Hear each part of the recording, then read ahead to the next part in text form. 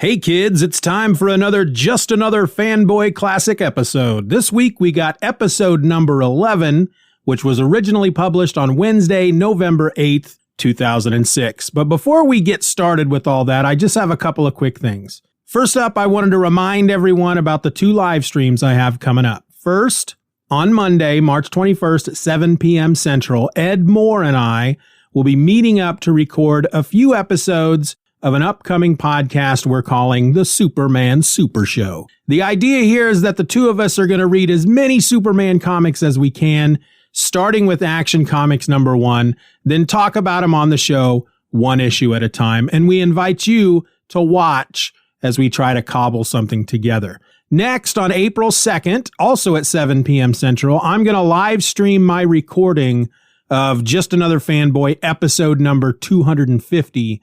And I'll be answering your questions. You can email your questions to me ahead of time to justanotherfanboy@gmail.com, or you can join the live stream on YouTube and ask me questions there in the chat, or you can do both. The only thing that I ask is that if you send me an email, please put episode 250 in the subject line. I hope to see y'all there because I think it's going to be a great big fun pie. All right, one last thing. As you finish up this episode, if you want to hear more thoughts on my top number 1 comic of October 2006, I'm going to be talking about it tomorrow on my other podcast. That's a weekly podcast you can listen to for just $1 a month over at my Patreon, patreon.com/Stephen R. Or the link will be in the show notes. All right, that's it. The spam has been released. So now it's on to this week's JAF Classic episode. Enjoy.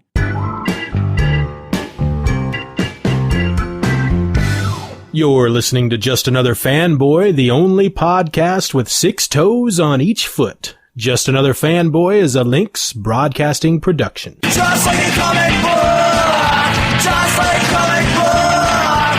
Just like a comic book! Just like a comic book!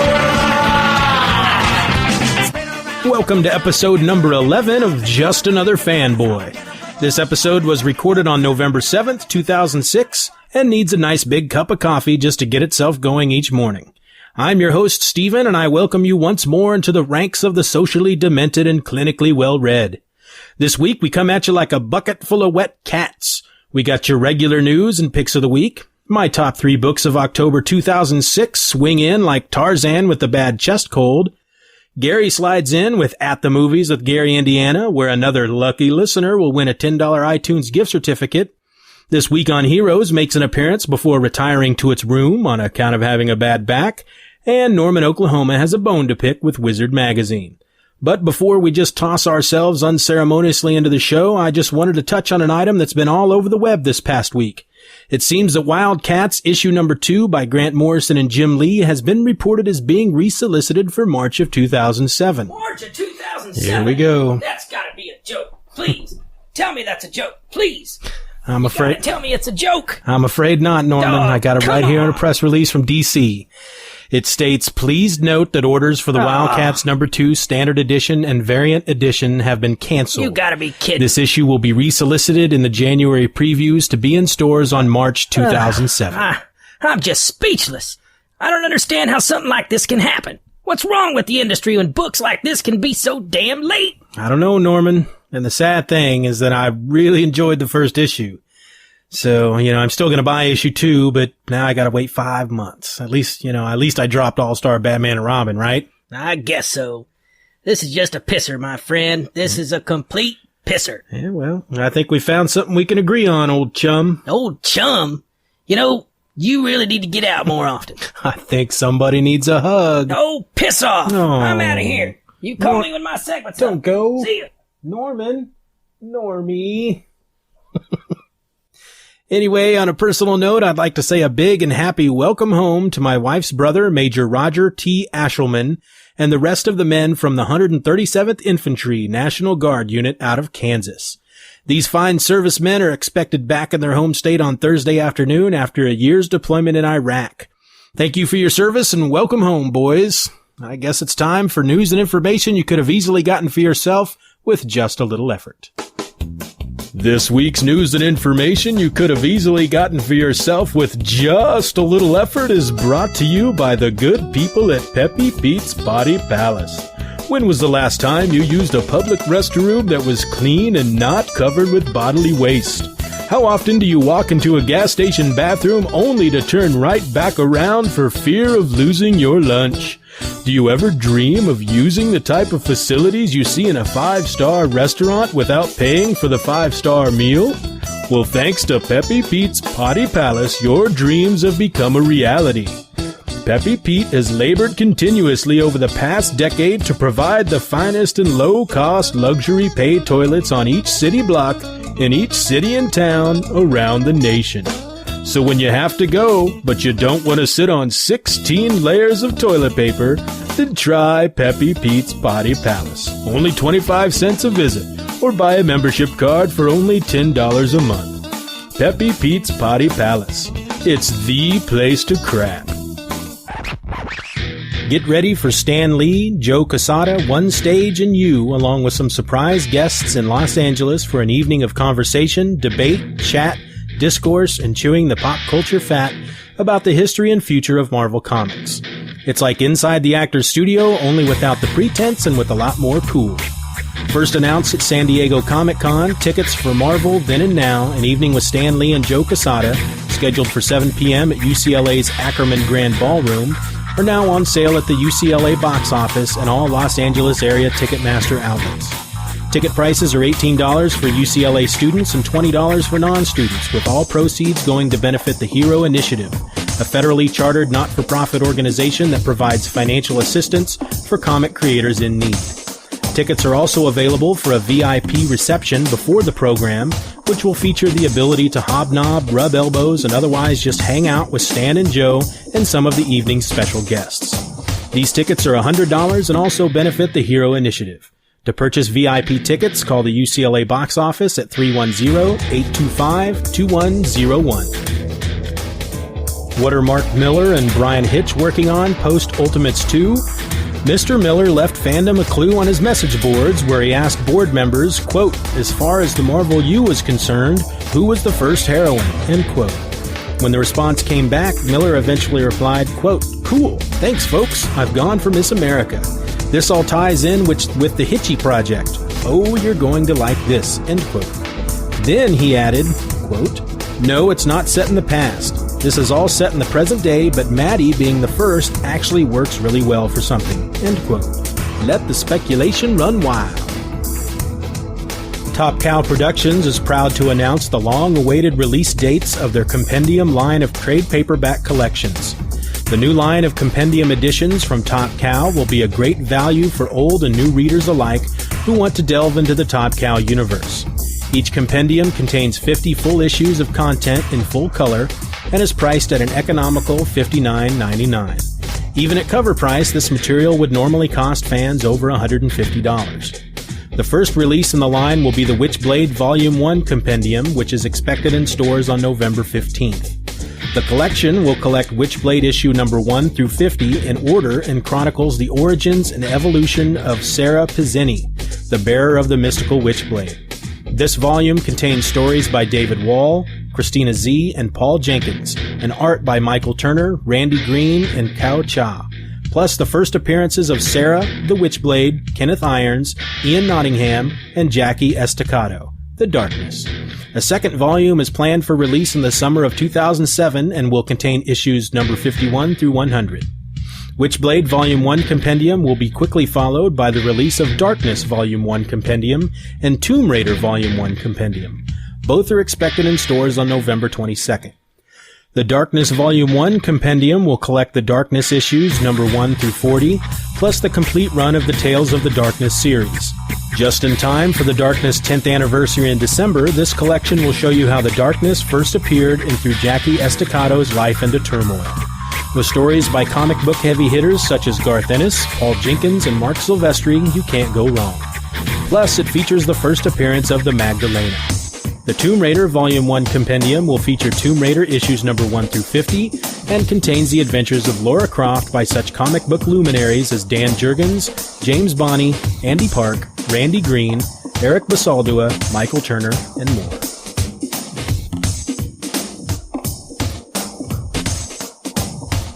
In movie news, Marvel Studios and Universal Pictures will unleash Marvel's renowned larger-than-life green superhero onto moviegoers everywhere in summer 2008, as they have announced a June 27th release date for the action-packed new big-screen adaptation, The Incredible Hulk. Directed by top rising star Louis Leterrier, The Incredible Hulk will return to the roots of the long-running comic series, combining a well-developed storyline with incredible action and fun. Zach Penn, who previously collaborated with Marvel on X2 and this summer's smash hit X-Men The Last Stand, is writing the script. The Incredible Hulk is being independently produced by Marvel Studios through its $525 million non-recourse film finance facility and will be distributed domestically and in several international territories by Universal Pictures. Coming out on DVD this week, we have Cars, James Bond, The Ultimate Collection, Volume 1, 10-disc set, Transformers the Movie 20th Anniversary Edition, and VeggieTales, Gideon, Tuba Warrior. And that was this week's news and information you could have easily gotten for yourself with just a little effort. And now for my comic book Picks of the Week.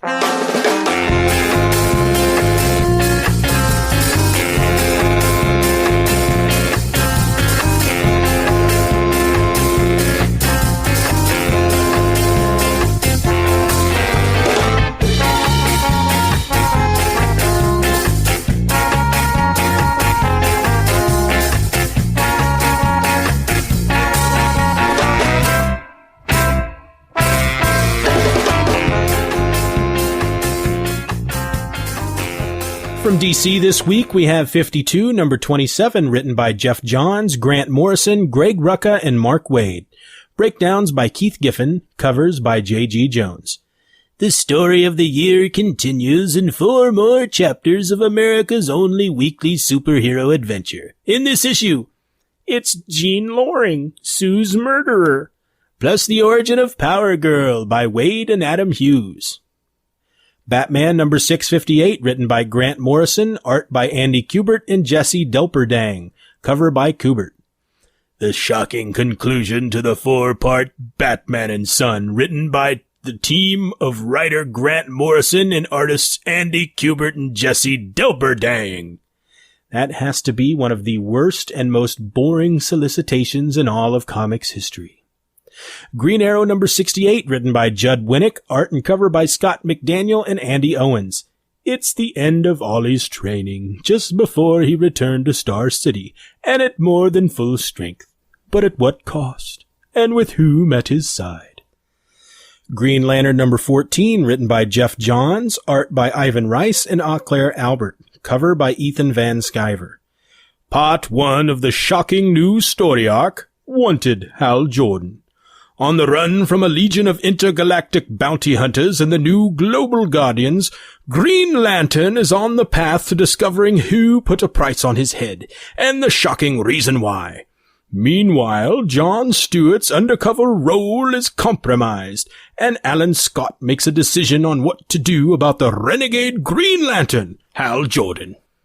Superman number 657, written by Kurt Busiek, art and cover by Carlos Pacheco and Jesus Marino.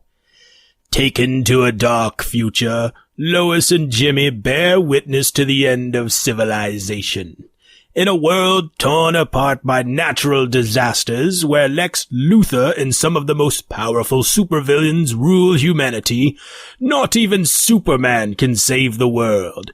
Even worse, this dystopian future may be Superman's fault. And for Marvel this week, we have Wolverine Origins number 8, written by Daniel Way, art by Steve Dillon, cover by Joe Quesada. While Omega Red holds Jubilee hostage with S.H.I.E.L.D. hot on his trail, Logan makes his way to Berlin, the site of an ill-fated mission during his time in Team X, to retrieve an elusive artifact from the Cold War, the carbonadium synthesizer. Omega Red wants the synthesizer so that he can stabilize the deadly carbonadium bonded to his body. But can he be trusted to deliver on his end of the bargain? Of course not.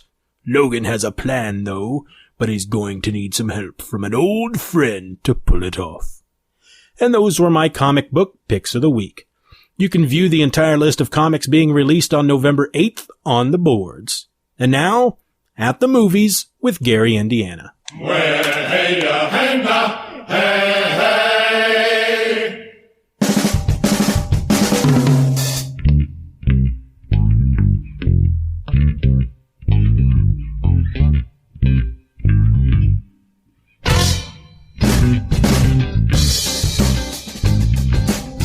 Howdy, ladies and gentlemen. Welcome back to another exciting segment of At the Movies with Gary, Indiana. Our winner for last week is Josh from my home state of Kansas, whose name I pulled out of a hat full of the correct responses to last week's movie line. Josh answered correctly that the line came from the movie Strange Brew. Congratulations, Josh. Your prize will soon be on its way. And now this week's movie quote. This country is founded. It was founded by people who were into aliens, man. George Washington, man, he was in a cult. And the cult was into aliens, man. You didn't know that? Oh, man, they were way into that type of stuff, man. Do you think you know the movie? Send us an email at justanotherfanboy@gmail.com with your guess. And please include the name you would like us to use on the show in case your email is picked.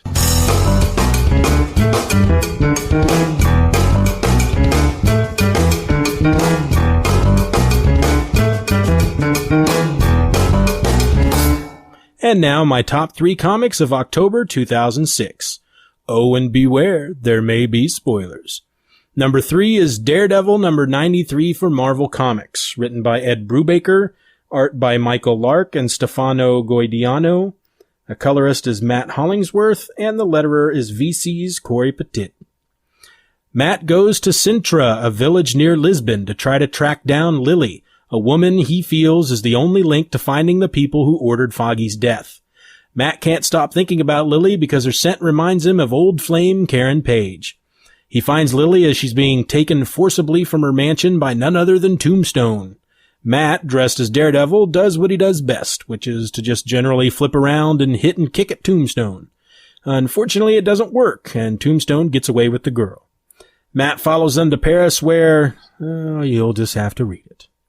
This has to be one of my favorite books coming out of the Marvel Heroes line thus far. Ed Brubaker is a master storyteller who always leaves you wanting more, and Michael Lark just generally kicks ass.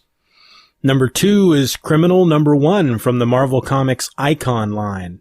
Written by Ed the Brew Brubaker with art by Sean Phillips, colors by Val Staples. This is a crime story.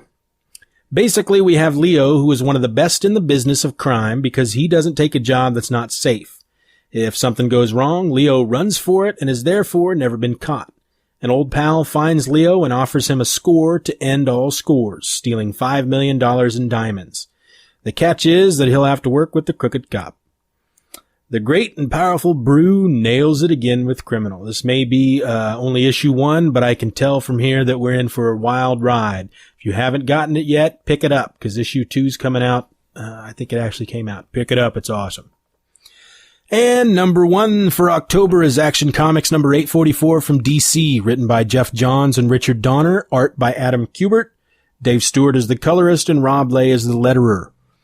A small spaceship falls to Earth, lands in Metropolis, and contains only one occupant, a small boy who seems to be from the planet Krypton. And say what you want about the art, which I loved, or the fact that Clark now looks like his Brandon Routh movie version. This book was just frickin' great. I mean, basically, you got this kid that falls to Earth. Superman finds him, hands him over to the authorities like a good little boy should. The authorities, of course, disappear with him. Superman finds him and at the end just basically kidnaps him and takes him to Ma and Pa Kent to raise. This book pretty much kicked ass. I mean, it wouldn't have made my number 1 for the month if it didn't. So if you can find it, get it, because this arc looks like it's going to be a lot of fun. And those were my top 3 books of October 2006.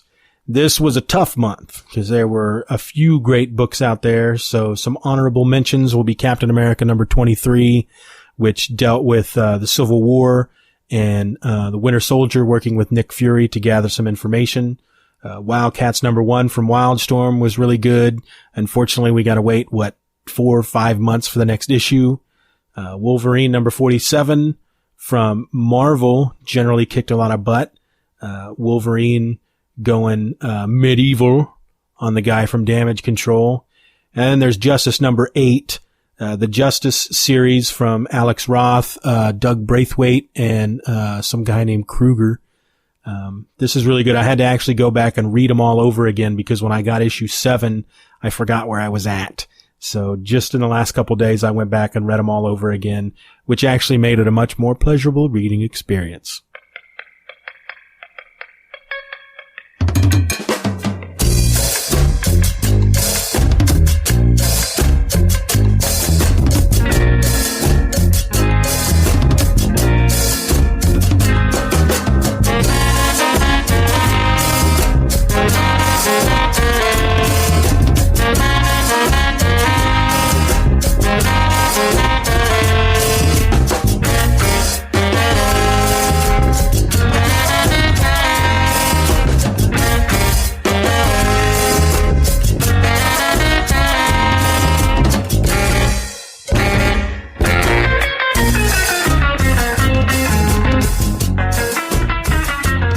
This week on Heroes, a spoilerific look at the latest episode of Heroes on NBC.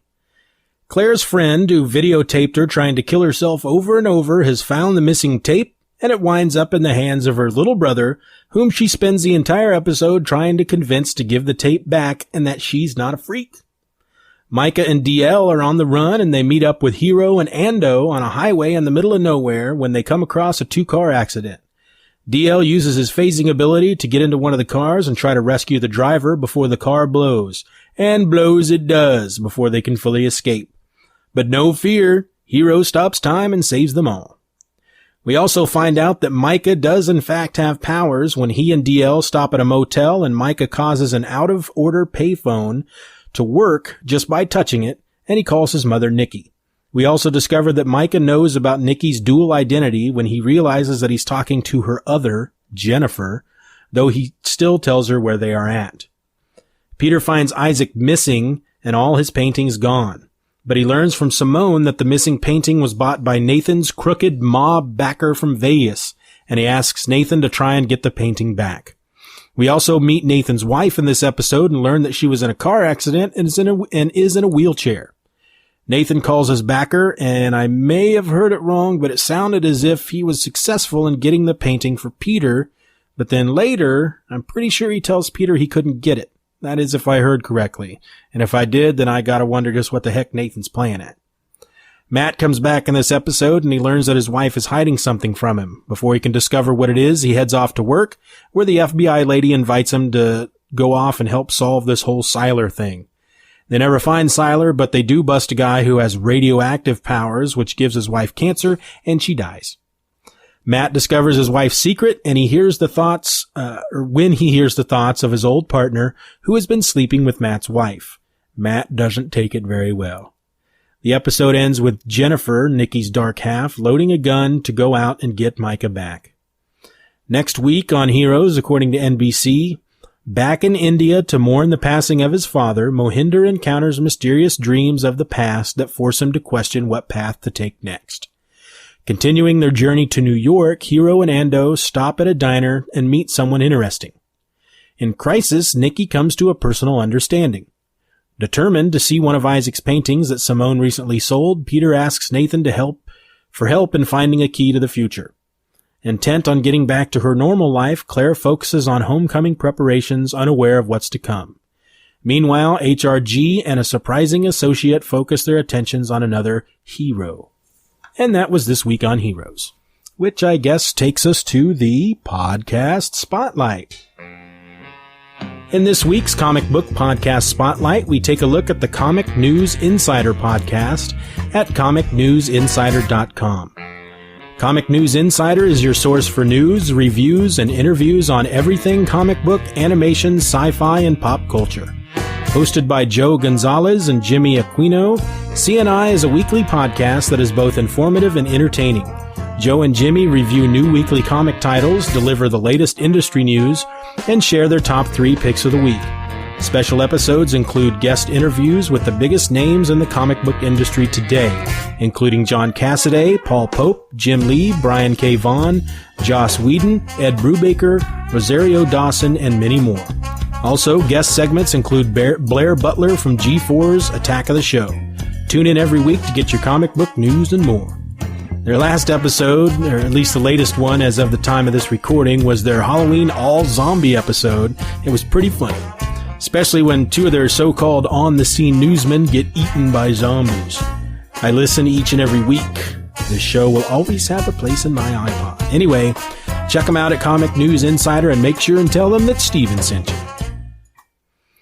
I guess that means it's time for The View from Norman, Oklahoma, a weekly segment in which our resident bitter old fanboy pisses and moans about the comic book industry, or just anything that generally pisses him off. Ladies and gentlemen, Norman, Oklahoma. Here we go.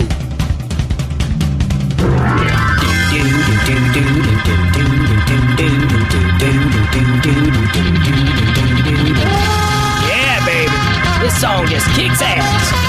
Can I get a yeehaw? Come on, can I get a yeehaw? No? Alright then, cut it.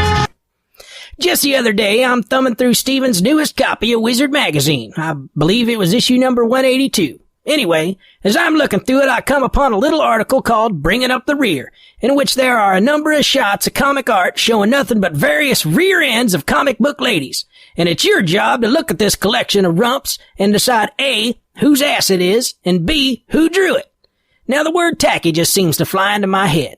Don't get me wrong, I may be old, but I'm far from prudish, nor am I easily offended. And I understand that the cover of the magazine does say, not recommended for all ages. But come on already. I'm usually the first person to roll my eyes when I read a post from some angry and uptight comics reader who go on and on about Wizard being nothing but a magazine that fills each page with fart jokes and cheesecake art. And yet I felt that this might have been a little too over the top. I mean, what's next? The rack of the month? Give me a break, Wizard.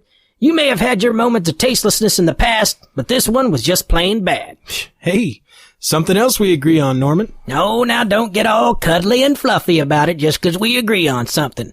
I mean, you're just a big wussy anyway, so of course it's gonna piss you off. Anyway, I'm out of here. Adios. Yeah. And so with Norman's abrupt departure, it brings us to Steven's Song of the Week. This week's song comes from George Harab. I ran into George's stuff when I was looking for something light and bouncy to play beneath the news and information sponsor ads, and I came across his Parenthetical Polka, and was soon enjoying his other songs.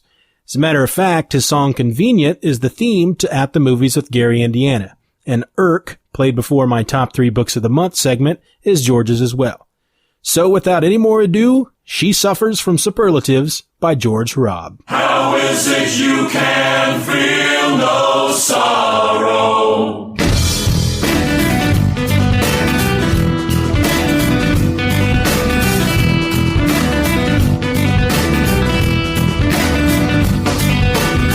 Suffers from superlatives, the best, the worst, the most.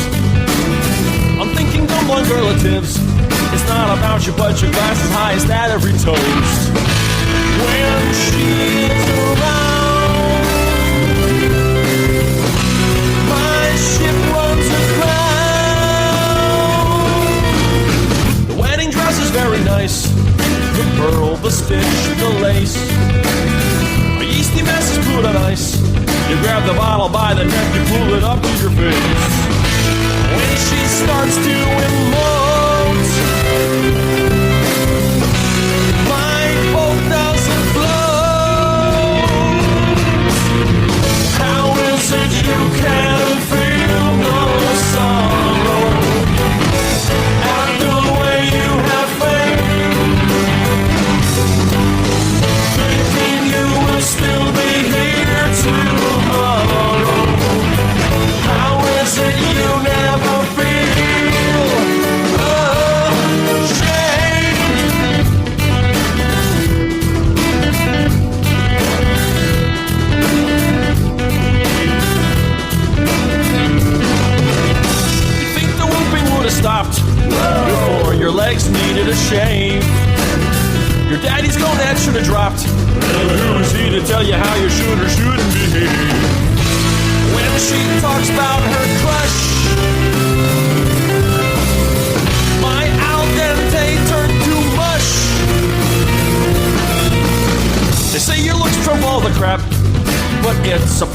green pollution.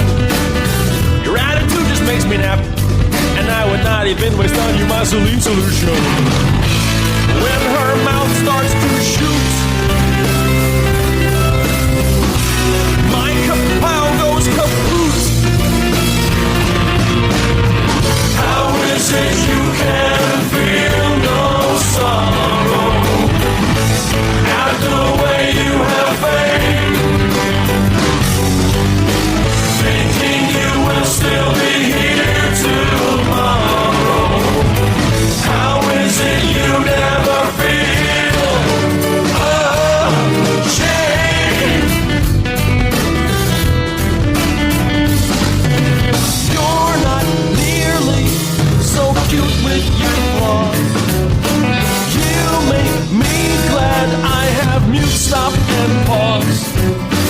A good reason is not just because. So honey, pull up your drawers. She suffers from superlatives. She suffers from superlatives. She suffers from superlatives.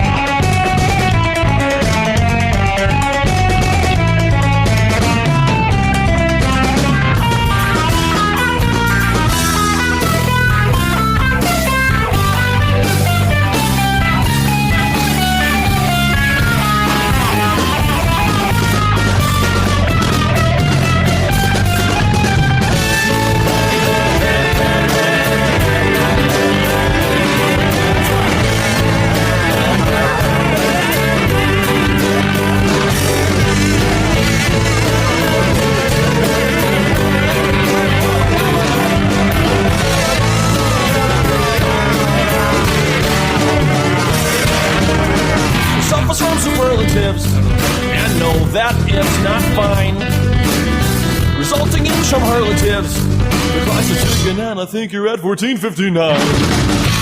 When she's being all cute, my pork loin turned to prosciutto.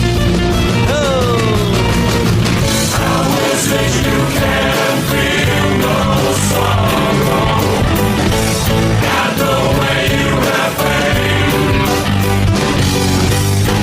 thinking you will still be here tomorrow? How is it you never feel ashamed?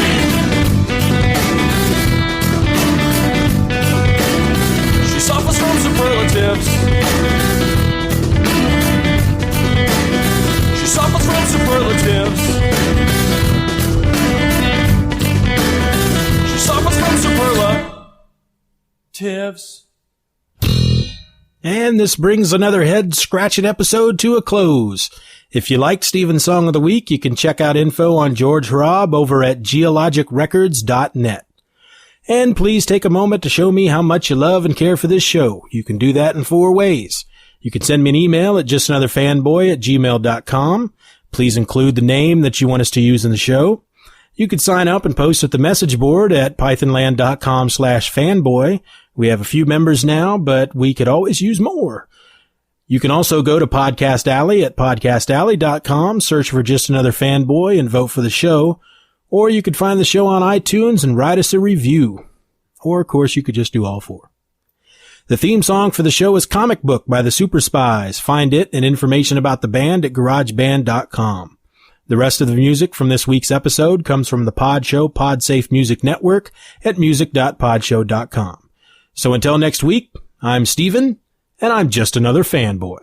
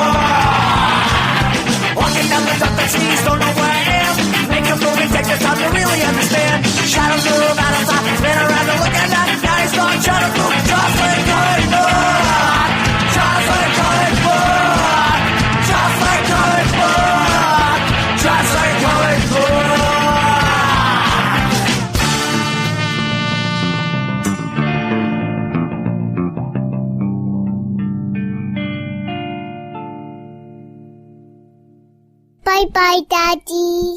Bye-bye, Daddy. Good job.